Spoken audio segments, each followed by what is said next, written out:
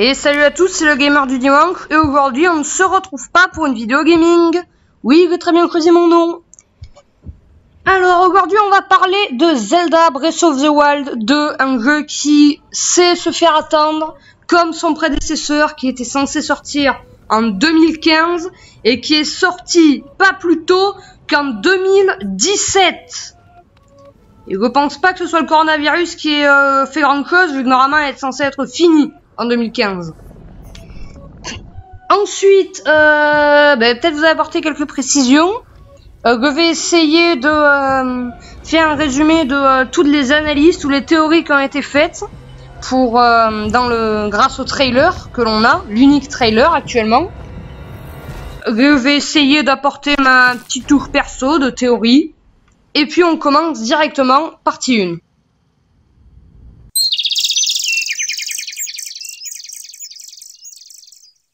Alors oui, certains pensent que l'on pourra jouer Zelda Breath of the Wild 2 pour deux raisons. Tout d'abord, elle sera forcément plus présente, parce que dans le trailer, on les voit coopérer. C'est dans une grotte, dans un endroit assez renfermé, donc ils n'auront pas vraiment moyen de se séparer.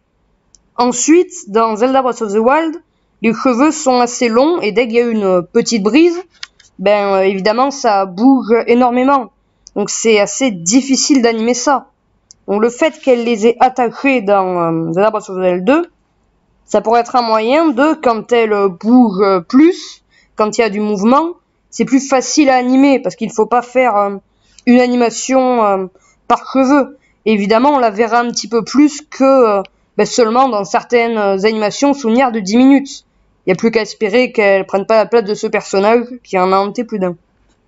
Parce que oui, c'est possible que juste elle serve de tuto au début pour donner des indications. Enfin, ça serait un petit peu dommage, hein, mais malheureusement, c'est possible, c'est même assez probable.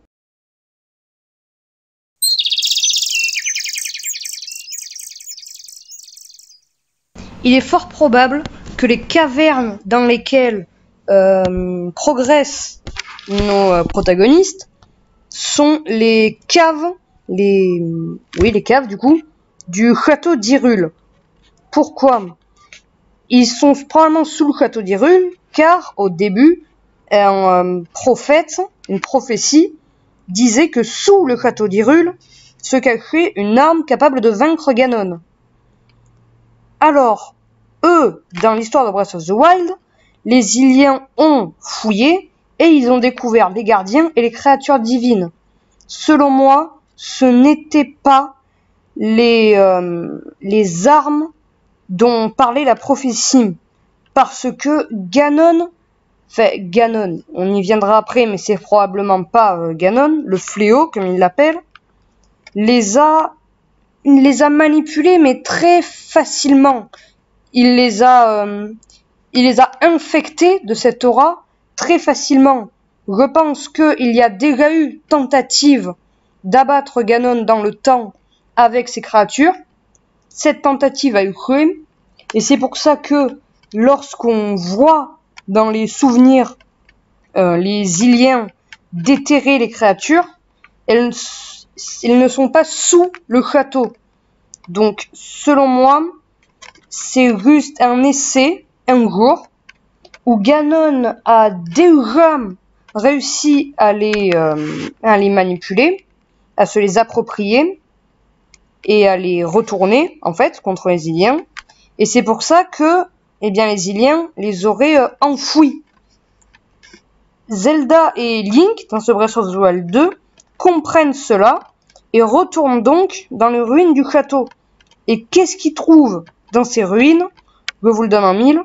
Ce qui semble être un cadavre en décomposition, mais un cadavre habité par l'âme de Ganon.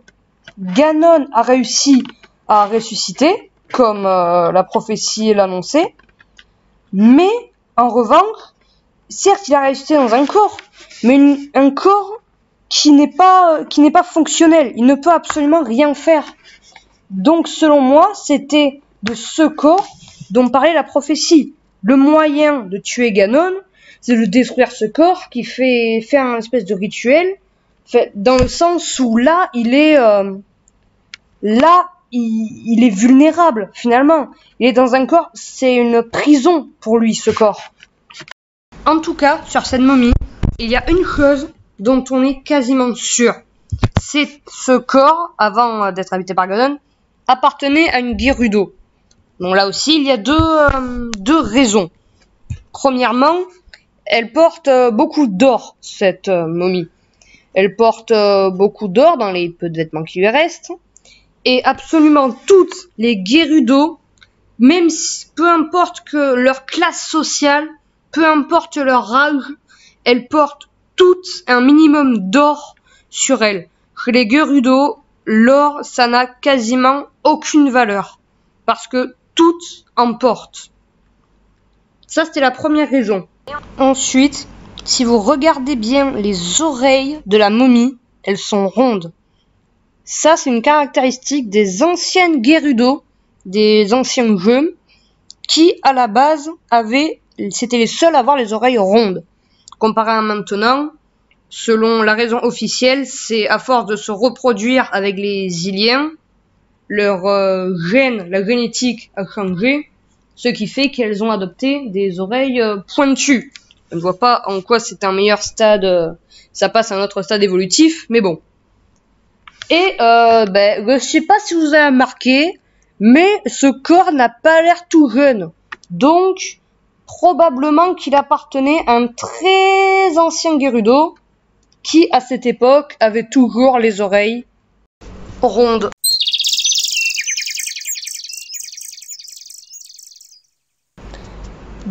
En Hyrule, dans chaque village, nous pouvons trouver une statue représentant la déesse Hylia. Donc c'est une statue avec laquelle on peut aller prier pour augmenter nos statistiques.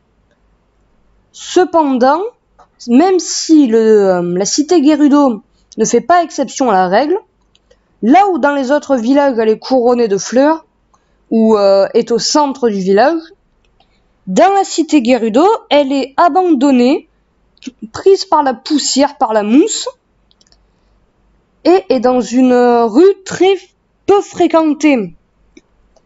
En parlant avec certains explorateurs, aventuriers, on se rend compte que maintenant, les Gerudo ne vénèrent plus, ne rendent plus hommage à la déesse Hylia, mais à 7 autres divinités.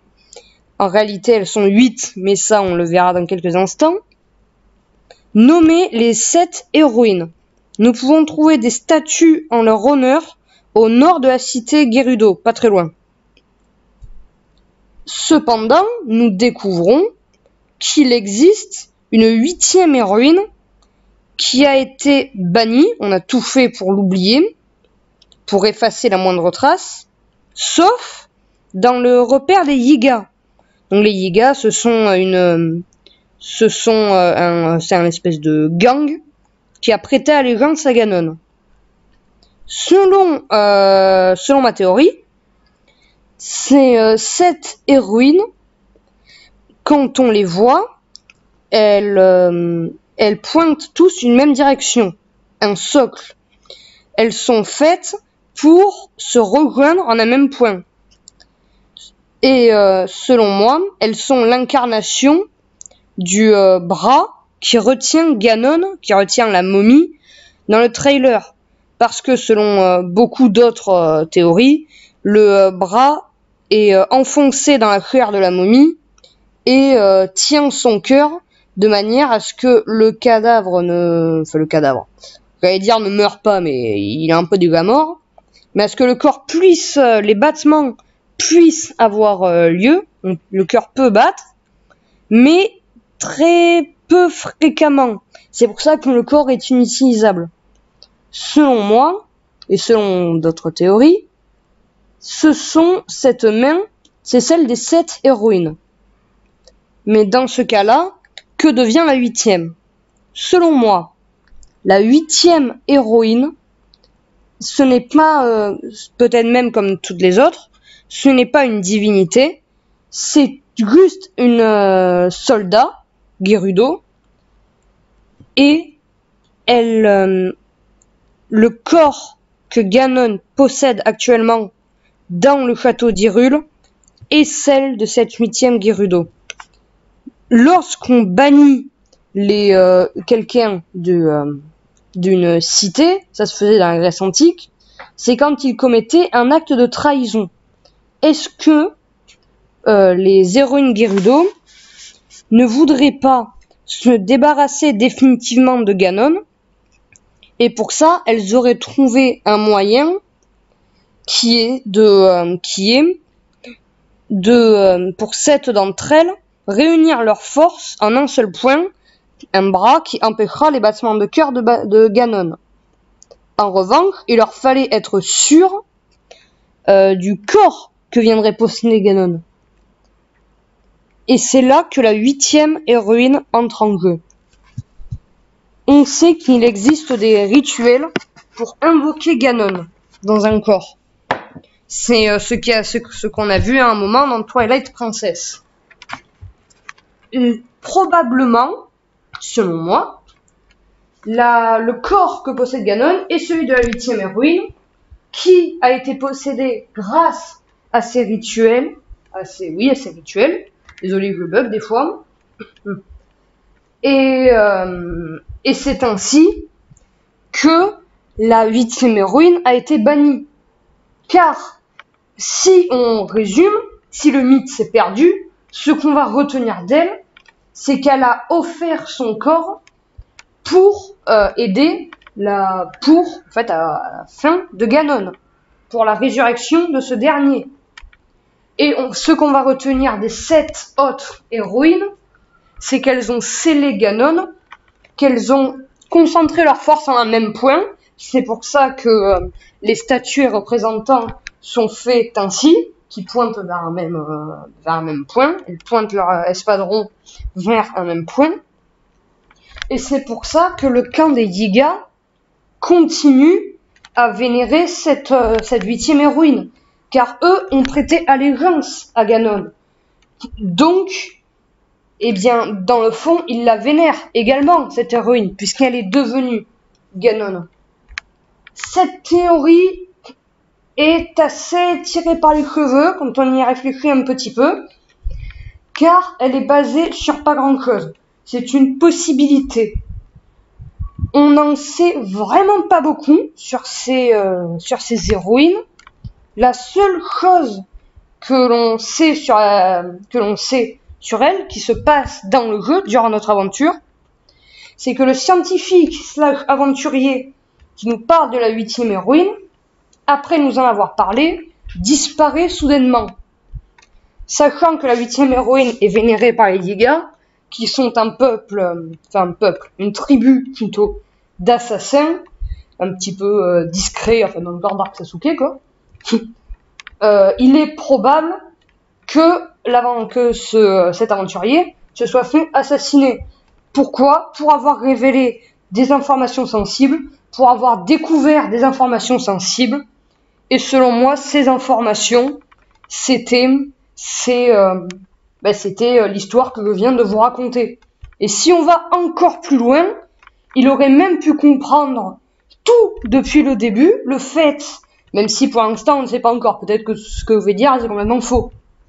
Mais peut-être qu'il aurait découvert une hypothétique vérité qui serait que Ganon serait faible si on fait quelque chose à ce corps. Il doit y avoir un rituel, parce qu'évidemment si on détruit le corps, eh bien il va quelques années plus tard, il va revenir dans un autre corps, et puis cette fois ça aura servi à rien. Donc il ne faut pas détruire ce corps, mais il est vulnérable dans ce corps. Donc les Yiga ne voulaient surtout pas qu'il nous dévoile cette information à nous. Et là, on arrive au gros problème, c'est que cette théorie s'arrête là. Là, je la balance comme ça. Donc c'est une théorie que j'ai fait un peu sur un coup de tête, basée sur d'autres suppositions, sur d'autres théories. Et c'est ça le problème, c'est des théories basées sur les théories qui, pour certaines d'entre elles, sont basées sur des théories. Donc c'est là que ça pêche un petit peu. Donc je vous laisse dans les commentaires essayer de trouver selon vous quel est essayer de trouver des arguments, essayer de trouver des contre-arguments. Enfin, je vais vous laisser débattre et on va pouvoir passer au point suivant.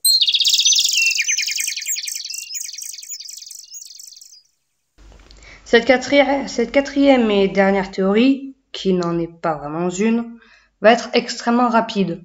Ce n'est même pas une théorie, c'est plus un fait, car elle est très probable.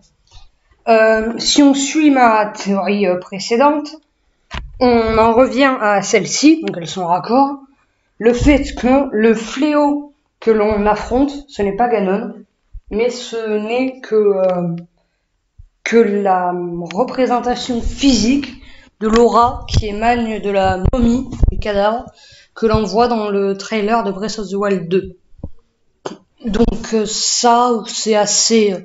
Je pense que l'espace d'explication, c'est assez simple de comprendre ça. En plus, c'est raccord avec mon ancienne théorie. Mais je suppose que ça va être assez important dans l'histoire de Breath of the Wild 2. Donc, ça me semblait moi aussi important de le souligner dans cette vidéo.